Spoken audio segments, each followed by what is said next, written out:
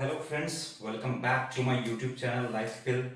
जैसा कि पिछली बार हम लोग ने बैलेंसिंग के बारे में बात किया था, तो आज हम फिर से बैलेंसिंग को कंटिन्यू करेंगे।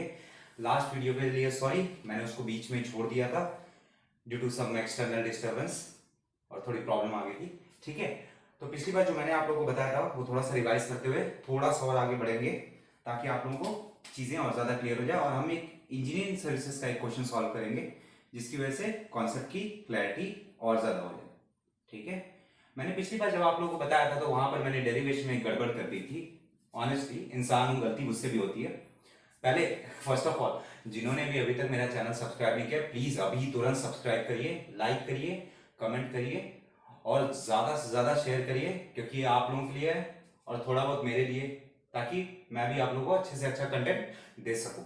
ठीक है, तो बैलेंसिंग के बारे में पिछली बार जब हमने बात की थी, तो वो एक्चुअली में जो फॉर्मूला निकल करके आता है वो आता है tan tan theta is equals to summation of M R sine theta upon this tan theta be summation of M R cos theta, ये आता है। ठीक है, ये डेरिवेशन पिछली बार मैंने गलती कर दी थी, लेकिन एक बात जो मैं पिछली बार भी कहा था, ये माइनस साइन आप हटाएंगे नहीं। माइनस साइन हटाएंगे तो उससे दिक्कत आ सकती है। लेट अस सपोज एक एग्जांपल लेकर के इस चीज को समझते हैं। ठीक है, लेट अस सपोज मेरे पास ये जो वैल्यू है, इनसाइड की मैं बात करूं, ऊपर वाला की जो वैल्यू है वो लेट अस सपोज मेरे पास आई है 4 और नीचे वाले की वैल्यू मेरे पास आई है -5। ये मेरे पास वैल्यू आई है। ठीक है, नीचे भी माइनस है, ऊपर भी माइनस, मैंने अभी दोनों को हटाया नहीं है। ठीक है, क्लियर। तो अब ये देखिए यहां पर क्या आ जाएगा, यहां पर आ जाएगा -4 अपॉन +5। ये मेरे पास वैल्यू आ गई -4 अपॉन +5। तो -4 अपॉन +5 मैंने क्यों बताया था कि माइनस साइन कट नहीं करना, क्योंकि अभी अगर हम लोग थीटा फाइंड करें, थीटा बी, ये आ जाएगा क्या, tan इनवर्स ऑफ दिस। ठीक है, अब tan इनवर्स ऑफ दिस अगर आ जाएगा तो मतलब क्या होगा कि यहां पर ये जो ऊपर वाला पोर्शन है ये कौन सा है, ये y का कंपोनेंट है, ये किसका होगा, ये x का कंपोनेंट होगा। ठीक है, तो अब अगर आप लोग ड्रॉ करेंगे इस चीज को, अब अगर आप लोग इस चीज को ड्रॉ करेंगे तो ये देखिए ये पॉजिटिव y एक्सिस है। ठीक है, ये नेगेटिव y एक्सिस है। ठीक है, ये नेगेटिव x एक्सिस है और ये पॉजिटिव x एक्सिस है। ठीक है, अब देखिए ऊपर वाला क्या था, ऊपर वाला y का क्या आया, माइनस, तो मतलब क्या, मैं नीचे वाले क्वाड्रेंट की बात करूंगा और x की वैल्यू क्या है, पॉजिटिव, दैट इज 5, मतलब ये वाले क्वाड्रेंट की बात करूंगा, इस वाले क्वाड्रेंट की बात करूंगा। ठीक है, तो जो भी आपका मास जो बैलेंस करने के काम में आएगा वो कहीं यहां पर होगा, जो कि आप एंगल कैलकुलेट करके निकालेंगे यहां से थीटा बी का। ठीक है, ये चीजें आप लोगों को समझनी बहुत जरूरी थी, इसलिए माइनस साइन कभी भी हटाना नहीं है। ठीक है, नेक्स्ट हम लोग बात करते हैं, इसी को कंटिन्यू करते हैं डायनेमिक बैलेंसिंग का। डायनेमिक बैलेंसिंग का एक फंडा थोड़ा सा क्लियर, जो आप लोगों को थोड़ा बहुत पिछली बार मैंने बताया था। मैंने क्या बताया था, डायनेमिक बैलेंसिंग जनरली क्या, डिफरेंट प्लेन मतलब क्या, हैवी सिस्टम लाइक आपका क्रैंक हो गया, या फिर आपका और बड़ा क्रैंक शाफ्ट हो गई, या फिर आप लोगों की टरबाइन हो गई। तो ऐसे केस में हम लोग डायनेमिक बैलेंसिंग करते हैं। डायनेमिक में मैंने आप लोगों को पिछली बार ट्रिक भी बताई थी। डायनेमिक मतलब कितने, 2 मासेस की रिक्वायरमेंट होगी, 2 masses will be required. 2 masses किस चीज के लिए रिक्वायर होंगे, बैलेंस करने के लिए किसी भी सिस्टम को। ठीक है, तो 2 masses are required for dynamic balancing. ये कैसे भी हो सकते हैं, मतलब लेट अस सपोज मेरे पास एक शाफ्ट है,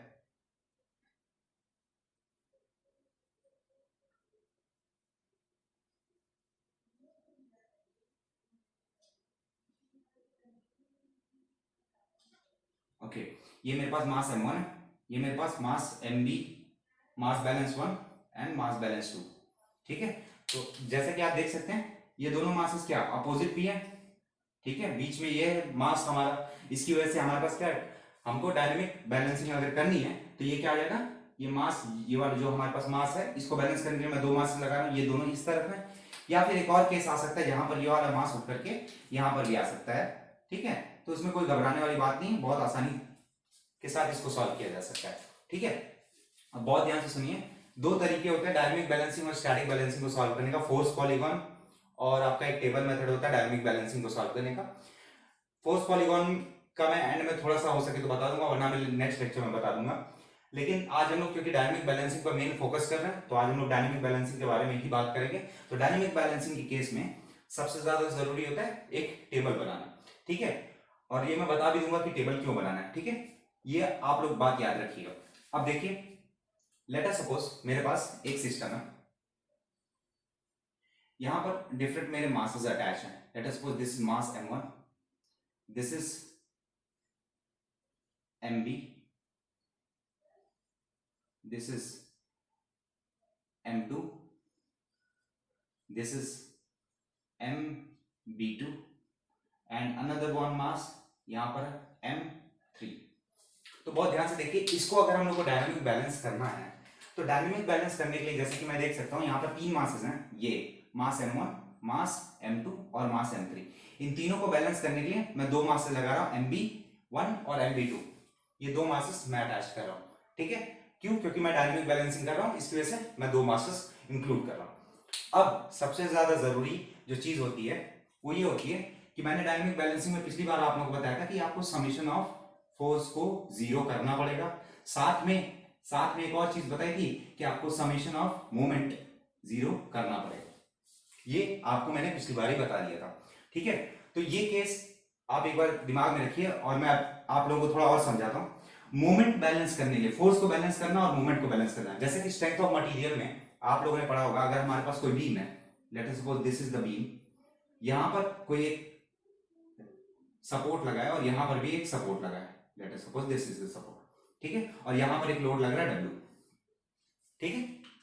तो मतलब क्या होगा, हमारे पास दोनों तरफ जो रिएक्शन आएंगे वो क्या आएगा, वो आएगा एक R1 एक R2, या ये ले लीजिए RA, ये ले लीजिए RB, ठीक है। अब ये रिएक्शन मैं कैसे फाइंड करता हूं, आप लोगों ने किया भी होगा। ये रिएक्शन फाइंड करने के लिए बेसिक क्या होता है, ये अपवर्ड फोर्स है, ये डाउनवर्ड फोर्स है, तो RA plus RB is equals to W। ये हम लोग फोर्स फाइंड करने के लिए करते हैं, RA plus RB is equals to W, ठीक है। लेकिन क्या, आप आगे सुनिए, इसी को अगर मुझे RA और RB की वैल्यू फाइंड करनी है, RA और RB की वैल्यू फाइंड करनी, तो मैं क्या करता हूं, तो मैं मोमेंट इक्वेशन का सहारा लेता हूं। उस मोमेंट इक्वेशन में क्या करते हैं हम लोग, किसी एक पर्टिकुलर पॉइंट को हम लोग रेफरेंस मान लेते हैं, तो मतलब क्या, रेफरेंस क्यों मानेंगे, ताकि इसके अबाउट पर मैं सारे के सारे पूरे सिस्टम के जो मोमेंट है उसको मैं जीरो कंसीडर कर सकूं। तो मतलब हम लोग क्या इक्वेशन लिखते थे, summation of moment at A equals to zero. अभी मैं ये कंसीडर करता हूं, ठीक है। Summation of moment at A हम लोग लेते हैं, सॉरी जीरो नहीं होगा, summation of moment at A। तो RB multiply by, let us suppose this distance is L, this distance is L/2, ठीक है। तो ये क्या हो जाता है, ये RB इंटू L हो जाएगा और ये minus W into L/2 equals to zero. यही आप लोग करते हैं, moment at A equals to zero, ठीक है। हाँ, हंसिएगा मत कि बैलेंसिंग के बाद में स्ट्रेंथ ऑफ मटेरियल में कहां पहुंच गया। इट इज वेरी सिंपल, मैं अभी रिलेट कर दूंगा सारी चीजों को, ठीक है। तो मतलब क्या करना पड़ा हम लोग को, फोर्सेस फाइंड करने के लिए हम लोग ने नॉर्मल फोर्स इक्वेशन का सहारा लिया, और साथ में हम लोग को यहाँ पर ये जो फोर्सेस की जो रिएक्शंस की जो वैल्यू थी वो फाइंड करने के लिए हम लोग ने मोमेंट का सहारा लिया। अब यहीं पर अगर मैं रिएक्शन को रिप्लेस कर देता हूं अनबैलेंस मास के साथ, late us suppose this is mass balance 1 and mass balance 2, ठीक है। अब देखिए, फोर्सेस का इक्वेशन के साथ साथ मुझे क्या मोमेंट भी करना पड़ेगा। मेन चीज क्या, मैंने यहाँ पर एक रेफरेंस लिया था और यही रेफरेंस मुझे यहां पर भी लेना पड़ेगा, ठीक है। तो मतलब क्या हो गया, यहां पर अगर आप देखेंगे ध्यान से तो मेरे पास दो अननोन है, एक MB और M3 और MB2, सॉरी, एक MB1 एक MB2। साथ में कुछ और भी अननोन रह सकते हैं, लेकिन जितने अननोन्स आएंगे उतने आपके पास नंबर ऑफ इक्वेशन आएंगे और उस तरीके से आप सॉल्व कर पाएंगे, ठीक है। एक क्वेश्चन कंसीडर करते हैं इंजीनियरिंग सर्विसेज का, जिससे आप लोगों को ये वाला कॉन्सेप्ट क्लियर हो जाएगा, ठीक है। सो अब ये देखिए, इंजीनियरिंग सर्विसेज 2019 का ये मेड इजी पब्लिकेशन की बुक है। यहां से मैं 20 मार्क्स का एक रैंडम सा क्वेश्चन उठाता हूं, ठीक है। अब मैं आपको पहले पढ़ करके बता देता हूं इसमें है क्या, ये आपकी स्क्रीन पर भी विजिबल हो जाएगा। A shaft consisting of 4 masses A, B, C, D is in complete balance. The mass A, C, D are 20 kg, 12 kg, 10 kg. Radii of rotation of A, B, C, D are given as 12, 15, 17, 20 centimeter. Planes of rotation of A and B are 20 centimeter apart, whereas those of B and C are 25 centimeter apart. Angle between A and C is 90 degree, determine mass at plane B and distance between the plane C and D. ठीक है, तो मतलब इसी को consider करते हैं, इस equation को अब हम मतलब इस क्वेश्चन को अब हम लोग सॉल्व करते हैं। 20 मार्क्स का क्वेश्चन है, इसमें टेबल क्यों बनाना जरूरी है मैं आपको ये भी बता दूंगा। साथ क्वेश्चन करते हैं, क्वेश्चन के थ्रू आप लोगों के कॉन्सेप्ट भी क्लियर हो जाएंगे और आप लोगों को बेसिक अंडरस्टैंडिंग हो जाएगी कि डायनामिक बैलेंस में करते क्या। तो मैं अभी ये डायनामिक हटा देता हूँ, सीधा क्वेश्चन पर आता हूँ। देखिए हमारे पास मास दे रखे हैं, मास ए सी डी। ठीक है, हमारे पास मास ए की वैल्यू जो दे रखी है वो है 20 kg, जो मास सी की वैल्यू है वो है 12 kg, मास डी की जो वैल्यू है वो है 10 kg। ठीक है, साथ में क्या radii of rotation A B C D का दे रखा है, मतलब हमें R A, R B, R C और आर डी ये चारों वैल्यू दे रखी है। अब चारों वैल्यू दे रखी है 12, 15, 17, 20, 12 centimetre, 15 centimetre, 17 centimetre and 20 centimetre, ये मुझे वैल्यू गिवन है। साथ में क्या मुझे एंगल दे रखा है, एंगल प्लेन ऑफ रोटेशन, पहले लेंथ की मैं बात कर लेता हूं। Plane of rotation A and B are 20 centimetre apart, A and B are 20 centimetre apart. Next हमारे पास क्या है, B and C are 25 centimetre, B and C are 25 centimetre apart. Next क्या बोला गया हमसे, angle between radii A and C is 90 degree, angle between A and C is 90 degree. साथ में बस इतना ही है, हम लोग को फाइंड क्या करना है, मास एट प्लेन बी, मतलब हम लोग को डिटरमाइन करना है मास बी, एम बी कितना है, और साथ में हम लोग को length between C and D ये फाइंड करना है, length between C and D हम लोग ये फाइंड करना है। तो ये आप लोगों का क्वेश्चन है। ठीक है, तो ये आप लोग करने का तो काफी तरीका है। ठीक है, डिफरेंट तरीके से भी कर सकते हैं आप, मोमेंट वाला भी कर सकते हैं, फोर्स पॉलीगॉन वगैरह ये सब बना करके कर सकते हैं, बट इंजीनियरिंग सर्विसेज में चीजें कन्वेंशनल तरीके से ज्यादा बेहतर तरीके से हो सकती हैं। अब देखिए हमारे पास दे क्या क्या रखा है, M A, M C, M D और डिफरेंट रेडियल डिस्टेंस दे रखी है और एंगल दे रखा है ए और सी के बीच का। ठीक है, अगर आप लोगों को ये बेसिक चीज क्लियर हो गई है कि गिवन डेटा क्या है, तो अब हम लोग इस क्वेश्चन को थोड़ा सा सॉल्व करते हैं। अब हमारे पास कितने मासेस हैं, सबसे पहले एक रफ डायग्राम ड्रॉ कर लेते हैं जिसकी वजह से आप लोगों को कॉन्सेप्ट क्लियर हो जाएगा। तो मैं रफ डायग्राम यहीं पर ड्रॉ कर देता हूँ गिवन डेटा पर ही। ठीक है, तो रफ डायग्राम में के लिए क्या मुझे क्या दे रखा है, mass A B C D, let us suppose A B C and D, ये मेरे पास चार मासेस दे रखे हैं। कैसे बना दिया अभी, रफ बना रहे हैं आप। ठीक है, आप लोगों को डिस्टेंस दे रखी है ए और बी के बीच की 20 सेंटीमीटर, ए और बी के बीच की आप लोगों को डिस्टेंस दे रखी है 20 सेंटीमीटर, बी और सी के बीच की दे रखी है 25 सेंटीमीटर। ठीक है, और ये वाली डिस्टेंस आप लोगों को दे नहीं रखी है, ये पूछी गई है सी और डी के बीच की। ठीक है, आप लोगों को रेडियल डिस्टेंस दे रखी है, मतलब ये आप लोगों को दे रखा है, this is R A, R B, R C and R D.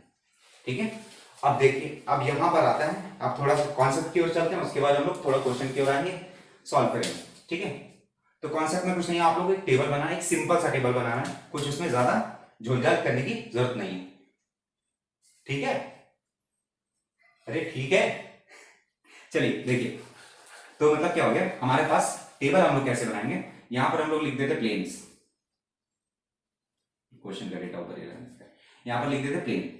ठीक है, प्लेन हमारे पास कौन कौन से होंगे, मास का एक मास का प्लेन जो है M A, M C, M D और एम बी, ये चार प्लेन होंगे हमारे पास, plane A, plane B, plane C and plane D. तो यहां पर हमारे पास पूरा टेबल ऐसे बन जाएगा।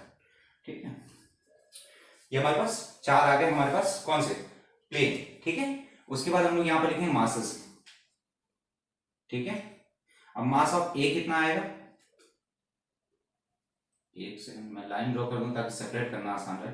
ठीक है, मास में देखेंगे ए क्या कितना है 20 kg, एम सी दे रखा है आपको 12 kg एंड एम डी आप लोगों को दे रखा है 10 kg। ठीक है, एम बी आप लोगों को नहीं दे रखा, तो एम बी आप ऐसे लिखिए। ठीक है, next R A, R B, R C की वैल्यू दे रखी है।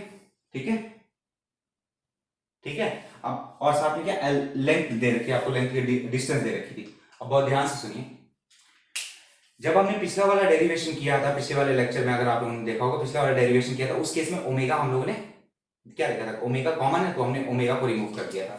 तो जब आप ये वाला कॉलम बनाएंगे तो सबसे पहले यहाँ पर आप पहले एक काम करिए, थीटा लिख दीजिए यहाँ। इससे क्या होगा, आप लोगों को थोड़ा सा आसानी रहेगी। थीटा कौन सा कितना है वो मैं वापस से क्वेश्चन देखूंगा तो आप लोगों को बता दूंगा। उसके बाद जो टेबल में आएगा वो आएगा आप लोगों का, एक डिस्टेंस ले लीजिए, लेंथ डिस्टेंस ले लीजिए, ठीक है, ए से बी की, बी से सी की, सी से डी की, जो कुछ भी था।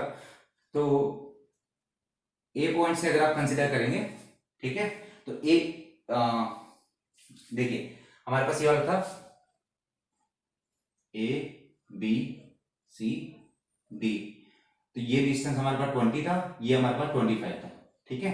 तो देखिए अगर मैं यहां से गिनता हूं, यहां से अगर मैं काउंट करता हूं तो इससे इसकी डिस्टेंस क्या हो जाएगी, 0। तो यहां पर क्या है, यहां पर मैं लिख देता हूं लेंथ, ठीक है, या डिस्टेंस। तो लेंथ में ए के केस में क्या आ जाएगा, 0 वैल्यू, ठीक है। ए से बी की मैं इसी को रेफरेंस मान रहा हूं, ध्यान रखिएगा, किसी को भी रेफरेंस मान सकते हैं, बट अभी के लिए कंसिडर करते हैं मैं इसी को रेफरेंस मान रहा हूं, इसी को, इस पॉइंट को, एक ए पॉइंट को मैं 0 मान, ठीक है।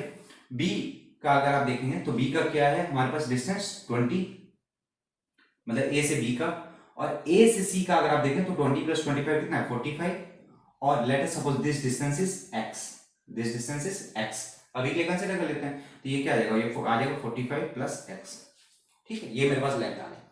अब यहां पर इसके बाद जो दो और कॉलम बनते हैं वो बहुत ही ज्यादा वही यूजफुल है मेनली देखा जाए तो देखिए हमारे पास क्या होता है, हमें फाइंड करना है force as well as moment. तो यहां पर हम लोग लिखेंगे, अगर फोर्स का लिखते हैं, ठीक है, फोर्स, तो हम लोग क्या लिखेंगे, mr divided by omega square. क्यों डिवाइड कर रहे हैं, क्योंकि ओमेगा हमारे पास क्या है, कांस्टेंट है, हम लोग को हटाना ही है at the end of the day, तो हम लोग अभी से हटा देते हैं। तो mr मतलब क्या हो जाएगा, m और रेडियस, ये जो आप लोगों को दे रखी है रेडियस, चाहिए तो आप इसको भी कॉलम में इंक्लूड कर सकते हैं, उसमें कोई दिक्कत नहीं, ठीक है। तो मतलब आप लोग इसको मल्टीप्लाई कर देंगे, this multiplied by this multiplied by this and this. तो मतलब अभी भी लिख देना 20 × 12, ये 240 आ जाएगा, MB × 15 MB आ जाएगा, और ये आ जाएगा 17 × 12, कर लीजिएगा आप लोग, कितना आएगा 17 × 12, 34 170, 204 के राउंड में आएगा, 17 × 12 बच्चों की तरह करते हैं, है कि नहीं है, तो ये क्या आएगा 204, ठीक है, 204 आ गया। सिमिलर वे में 10 × 20 क्या आ जाएगा हमारे पास 200, ये मेरे पास फोर्स का आ गया, ठीक है, ये मेरे पास फोर्स का आ गया। लेकिन ये फोर्स के हमारे पास दो कॉलम बनेंगे, एक Fx एक Fy, एक Fx एक Fy। अभी के लिए बस अभी सुनते जाइए, मतलब क्या होगा, क्योंकि हमारे पास अनबैलेंस फोर्स ऐसे कुछ होंगे, किसी डिफरेंट प्लेन में होंगे, तो इसका कोई ना कोई कंपोनेंट x डायरेक्शन में भी रहेगा, कोई ना कोई कंपोनेंट y डायरेक्शन में भी रहेगा, तो जैसे भी कंपोनेंट रहेंगे हम उसके हिसाब से चलेंगे। तो फोर्स के बाद हम लोग लिख देते हैं यहाँ पर मोमेंट, हम लोग यहाँ पर लिख देते हैं मोमेंट। अब ये जैसे कि फोर्स का मैंने बताया क्या, x एंड y डायरेक्शन में दोनों में आएगा, और मोमेंट किसमें, x एंड y दोनों में आएगा, ठीक है। अब मोमेंट की बात करें तो मोमेंट क्या हो जाएगा, force multiplied by distance, force multiplied by distance, force multiplied by distance. आप इसको यहां पर सॉल्व करके लिख देंगे, ठीक है। तो ये 0 ही हो जाएगा, ये हो जाएगा 300 MB, और ये आ जाएगा करीब, कर लीजिएगा आप लोग क्योंकि मैं वीडियो को शॉर्ट रखना चाहता हूं, ठीक है, और साथ में 245 + x, ठीक है। अब बहुत ध्यान से सुनिए, मैंने रेफरेंस इसको कंसीडर किया था, मैं रेफरेंस इसको भी कंसीडर कर सकता हूं, ठीक है। लेट अस सपोज अगर कोई एक क्वेश्चन में अगर रेफरेंस पॉइंट ये लेने की पॉसिबिलिटी बताए, हम लोग रेफरेंस प्लेन क्यों ले रहे हैं, क्योंकि हमारे पास नंबर ऑफ इक्वेशन कम हो जाएंगे, हम किसी एक पर्टिकुलर पॉइंट पर हम लोग सारे मूवमेंट को 0 कर देंगे। अगर वो अननोन रहेगा तो जनरली क्या लेते हैं हम लोग, अननोन को ही रेफरेंस प्लेन लेते हैं। इसमें चाहते तो ये वाला रेफरेंस प्लेन ले सकते थे, उसमें कोई दिक्कत नहीं। लेकिन लेट अस सपोज ये ब्लैक वाला पोर्शन अगर आप रेफरेंस प्लेन लेंगे तो ये रेफरेंस प्लेन लेने की वजह से क्या होगा, इसको अगर आप रेफरेंस प्लेन लेंगे तो इसके जो लेफ्ट हैंड साइड की ओर रहेगा उसको आप निगेटिव लेंथ में निगेटिव कंसीडर करेंगे, और जो राइट हैंड साइड रहेगा उसको आप पॉजिटिव कंसीडर करेंगे, ठीक है। तो ठीक है, अब हमें क्या, हमारे पास अननोन क्या है, हमारे पास अननोन है MB और CND, ये डिस्टेंस। देखिए MB हमारे पास अननोन है, हमारे पास B अननोन है, तो हम लोग को रेफरेंस प्लेन किसको लेना चाहिए था, हम लोग को रेफरेंस प्लेन लेना चाहिए था B को, ठीक है। या मॉडिफाई कर सकते हैं बीच इक्वेशन में, कोई दिक्कत नहीं। तो मतलब अगर आप क्या लेंगे, अगर आप बी पॉइंट को, क्योंकि आपके पास दो अननोन है ना, एक सी और डी भी फाइंड करना है, एक एम बी फाइंड करना है, तो आप एम बी को रेफरेंस प्लेन लेंगे। तो एम बी को अगर आप रेफरेंस प्लेन लेंगे तो इसकी वजह से क्या होगा, इसकी वजह से जो डिस्टेंस रहेगी, वो चेंज हो जाएगी सबकी, और इसी की वजह से बाकी वैल्यूज भी चेंज हो जाएंगी। ठीक है, परेशान मत होइएगा, यह आप तरीका होता है कि ऐसे ही करके आप लोग चीजें ज्यादा अच्छे से समझ पाओगे किसको आपको रेफरेंस प्लेन है। तो बी को अगर आप रेफरेंस प्लेन लोगे तो जो लेंथ रहेगी बी के इधर ए की, वो कितनी हो जाएगी, -20। ठीक है, और बी पर बी की कितनी डिस्टेंस रहेगी, वो 0 रहेगी, और उसके बाद 25, और उसके बाद 25 प्लस एक्स। वैसे तो उससे भी निकल जाता है, उसमें कोई दिक्कत नहीं है, बस थोड़ा सा टीडियस हो जाती है चीजें। ठीक है, बाकी वैल्यूज आप कैलकुलेट करेंगे। ठीक है, इतना अगर क्वेश्चन आपको क्लियर है तो मैं आपको अभी बता दूं कि इंजीनियरिंग सर्विसेज में इस टेबल का क्या रोल है। इस टेबल का ये रोल है कि अगर आप इंजीनियरिंग सर्विसेज में ये टेबल बनाते हैं करेक्टली तो 20 नंबर के क्वेश्चन में आपका 12 नंबर श्योर शॉट रहता है कि आपने टेबल बना दिया। जो क्वेश्चन चेक करने वाला रहेगा वो आपका टेबल देखेगा, कहेगा it is fine, it is good, 12 number आप लोगों को ऐसे ही मिल जाएंगे कि टेबल बनाने का। ठीक है, तो अब अगर आप लोग इसको पूरी तरीके से सॉल्व करेंगे तो देखिए आप लोगों को क्या करना है। इसके बाद लेट अस सपोज मैं इसको fx लिख देता हूं, इसको fy लिख देता हूं, साथ में क्या इसको mx लिख देता हूं, इसको my लिख देता हूं। Moment in x direction, moment in y direction, उसमें कोई दिक्कत नहीं। fx फाइंड करने के लिए क्या करना पड़ेगा, fx फाइंड करने के लिए मुझे cos थीटा लेना पड़ेगा, और fy फाइंड करने के लिए मुझे sin थीटा यूज करना पड़ेगा। जो मुझे एंगल दे रखा है, वो एंगल दे रखा है मुझे a and c are 90 degree apart, A and C are 90 degree apart. तो और तो कुछ मुझे दे नहीं रखा है, केवल मुझे दे रखा है A and C are 90 degree apart. तो ये क्या आ जाएगा, ये थीटा एक second, A and C are 90 degree apart अगर मैं ऐसे कंसीडर करता हूं, late us suppose this is C, this is A and C are 90 degree apart. ठीक है, तो अब क्या हम लोग को कंसीडर करना है, हम लोग ने थीटा ए कितना हो जाएगा, थीटा ए हो जाएगा, एक सेकंड, हाँ थीटा ए, आप इसको अभी कंसीडर क्योंकि आपको गिवन है। ठीक है, तो थीटा ए कितना हो जाएगा आपके पास, 90 डिग्री हो जाएगा। ठीक है, थीटा बी आप लोगों को नहीं पता। ठीक है, सी कितनी आ जाएगी, सी की वैल्यू आ जाएगी आप लोगों की थीटा की 0, क्योंकि आप उसी से मेजर करो, और डी की आपको नहीं पता, तो थीटा डी, ये आपके पास इक्वेशन आ गई। ठीक है, कौन सी, थीटा की सारी वैल्यूज आ गई। इसको आप फोर्स पॉलीगॉन मेथड से भी कर सकते हैं, फोर्स और मोमेंट पॉलीगॉन मेथड से भी कर सकते हैं, उसमें भी कोई दिक्कत नहीं है। बस मैं आपको एक तरीका बता रहा हूं जिसकी वजह से ये क्वेश्चन, मतलब ऐसे क्वेश्चंस जो आप लोग फंसते हो जिस चीज में, उस चीज में आप लोगों को आसानी हो जाए। तो फोर्स इन एक्स डायरेक्शन क्या हो जाएगा, थीटा आप लोगों को दे रखा है। ठीक है, तो क्या हो जाएगा, M R cos theta, similar way में एफ वाई में एम आर साइन थीटा, और सिमिलर वे में आप लोगों को ये सब करना पड़ेगा, और साथ में एट द एंड आपको यहां पर लिखना पड़ेगा summation of F X equals to जो भी वैल्यू आएगी, और summation of F Y equals to, similar way में summation of M X equals to and M Y equals to.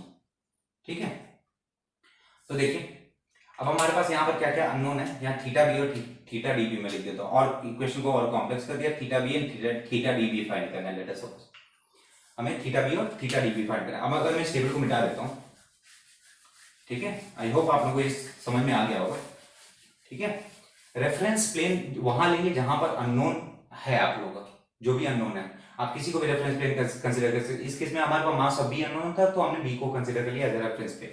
ठीक है, अब देखिए हमें क्या थीटा, हमारे पास अब 4 इक्वेशन निकल करके आएंगी। एक इक्वेशन आएगी एफ एक्स इक्वल्स टू 0 आप करेंगे, और एफ वाई इक्वल्स टू 0 करेंगे। ठीक है, सिमिलर वे में आप लोग summation of M X equals to 0 करेंगे, and summation of M Y equals to 0 करेंगे। ठीक है, अब देखिए यहां पर अगर आप कोई भी क्वेश्चन कुछ भी लिखेंगे, क्या लिखेंगे, एम एक्स की जगह आप लोगों के पास क्या क्या वैल्यू आ जाएगी, ये देखिए मैं ऐसे करके लिखता हूं, एम आर कॉस थीटा का समेशन इक्वल्स टू 0, ये लिखूंगा कॉस थीटा। अब ये थीटा क्या होगा, जो भी आपने वैल्यू पिछली बार देखी, क्या कौन सी, थीटा ए 0, थीटा ए 90 था, थीटा बी हम लोग को फाइंड करना है, थीटा सी हम लोग को 90 डिग्री था, 0 डिग्री था, और थीटा डी हम लोग को फाइंड करना है। तो वैसे करके आप पूरे इक्वेशन लिखेंगे, इक्वल्स टू 0 कर देंगे। सिमिलर वे में आप FY लिखेंगे, सिमिलर वे में आप MX लिखेंगे और MY लिखेंगे, ये चारों इक्वेशन आ जाएंगे। 4 इक्वेशन 4 अननोन इजिली सॉल्व कर सकते हैं। ठीक है, तो ये था मेन कॉन्सेप्ट किसका, डायनामिक बैलेंस का, खत्म, यहीं पर खत्म है। ठीक है, इसके बाद आप लोगों के ऊपर डिपेंड करता है कि आप कितनी ज्यादा प्रैक्टिस कर सकते हैं। तो जिन्होंने अभी तक सब्सक्राइब नहीं किया, please be sure to subscribe this particular channel, और साथ में कमेंट करिए, शेयर करिए अपने दोस्तों के साथ, so as we can make this video, make this family a wonderful family. ठीक है, ये क्वेश्चन अगर नहीं समझ में आया कोई बात नहीं, छोड़िए। अगर नहीं समझ में आ रहा आप लोगों को ये कैसे करना है, एक कमेंट करिए कि सर नहीं समझ में आया, प्लीज रिपीट इट, या प्लीज अपलोड अनदर वीडियो जिसमें आप और क्लैरिटी से समझा सकें, तो मैं वो भी करने को तैयार हूँ। जस्ट आप लोग एक कमेंट का वेट करता हूँ। ठीक है, कि आप लोग का एक कमेंट आ जाए कि सर नहीं समझ में आया, I will upload it again. I have no problem, no issues with that. ठीक है, so be sure, make sure to subscribe this particular channel. और अगर आप लोगों को ये चीज पूरी तरीके से समझ में आ गई तो I would be really thankful कि आप लोगों को डायनामिक बैलेंसिंग समझ में आ गई कि डायनामिक बैलेंसिंग करते कैसे हैं। अपने दिमाग को ज्यादा स्ट्रेस नहीं देना है इसमें डायनामिक बैलेंसिंग में। और स्टैटिक बैलेंसिंग में कुछ था ही नहीं, क्या फोर्स को बैलेंस करना था, force summation of force equals to 0 करना था। याद रखिएगा, सेम प्लेन कब लेंगे, जब थिकनेस कम होगी, और जब डिफरेंट प्लेन कब लेंगे, जब सिस्टम काफी थिकनेस उसकी काफी ज्यादा हाई रहेगी, जैसे कि आपका हो गया कैम शाफ्ट हो गया, और आप लोग का टरबाइन वगैरह होगी, या बड़ी फ्लाईव्हील्स हो गई। ठीक है, तो आप लोग के पास ये 4 इक्वेशंस आप लोग फाइंड करके उस क्वेश्चन को बहुत ही आसानी से कर सकते हैं। Okay, so all the best, and मिलते हैं अगले वीडियो में, जिसमें मैं लेकर के आऊंगा आप लोगों का एक और न्यूमेरिकल, अगर आप लोग कहेंगे तो एक और न्यूमेरिकल लेकर के आऊंगा, वरना बैलेंसिंग ऑफ रेसिप्रोकेटिंग मास जो कि एक और इंपॉर्टेंट पोर्शन है इसी चैप्टर का, उसको भी मैं समझाने के लिए नेक्स्ट वीडियो लेकर के आऊंगा। So thank you for watching it, और साथ में be sure to make your friends also subscribe, दोस्तों यारों से कहो कि भैया सब्सक्राइब कर लो। ठीक है, चलो फिर all the best, thank you so much.